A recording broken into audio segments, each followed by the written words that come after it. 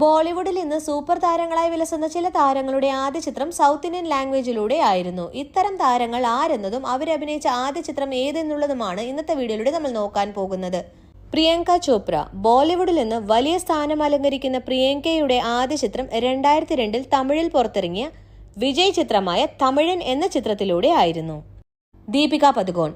ബോളിവുഡിൽ നിന്ന് ഏറ്റവും വില കൂടിയ താരങ്ങളിൽ ഒരാളായ ദീപികയുടെ ആദ്യ ചിത്രം 2006 കന്നഡയിൽ പുറത്തിറങ്ങിയ ഐശ്വര്യ എന്ന ചിത്രമായിരുന്നു. ഐശ്വര്യ റായ് ബച്ചൻ. ബോളിവുഡിലെ താരസുന്ദരിയായ ഐശ്വര്യ റായിന്റെ ആദ്യ ചിത്രം 1997 പുറത്തിറങ്ങിയ മണിരത്നത്തിന്റെ ചിത്രമായ ഇരുവരിലൂടെയായിരുന്നു. താപ്സി പന്നു. ബോളിവുഡിൽ നിന്ന് നോട്ടബിൾ ആയിട്ടുള്ള ക്യാരക്ടേഴ്സ് ചെയ്യുന്ന താപ്സി പന്നുവിന്റെ ആദ്യ ചിത്രം ധനുഷ് നായകനായ ആടുകളം എന്ന തമിഴ് ചിത്രത്തിലൂടെ ആയിരുന്നു. ഹേമമാലിനി.